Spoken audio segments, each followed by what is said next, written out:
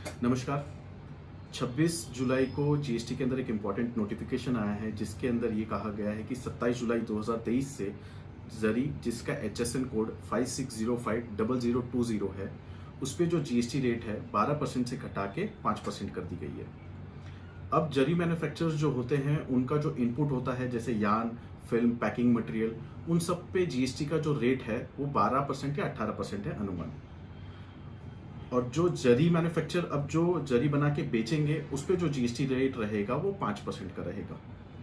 तो अब इससे होगा क्या कि बहुत सारा जो इनपुट टैक्स क्रेडिट है जरी मैन्युफैक्चरर के पास वो जमा हो जाएगा, क्योंकि वो परचेज करेंगे तो 12% पे करेंगे या 18% पे करेंगे, और जब सेल करेंगे तो उस पर जो जीएसटी रेट लगेगा वो 5% लगेगा। तो इससे बहुत सारा इनपुट टैक्स क्रेडिट उनके पास जमा होता जाएगा, एक वर्किंग कैपिटल ब्लॉक होता जाएगा उनके पास। अब ये जो सिचुएशन होती है इस केस में जो मैन्युफैक्चरर्स है वो डिपार्टमेंट से, जीएसटी डिपार्टमेंट से अपना जो एक्सेस आईटीसी बच गया उसका रिफंड क्लेम कर सकते हैं मंथली बेसिस पे।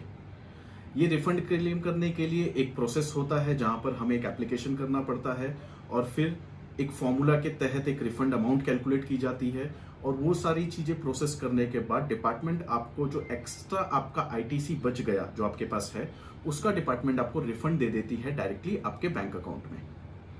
अब इसमें इंपॉर्टेंट पॉइंट एक ध्यान रखने वाली चीज ये है कि जो जीएसटी रिफंड मिलता है इस इन्वर्टेड ड्यूटी स्ट्रक्चर के अंदर, उसके अंदर इनपुट और इनपुट सर्विसेज का रिफंड मिलता है।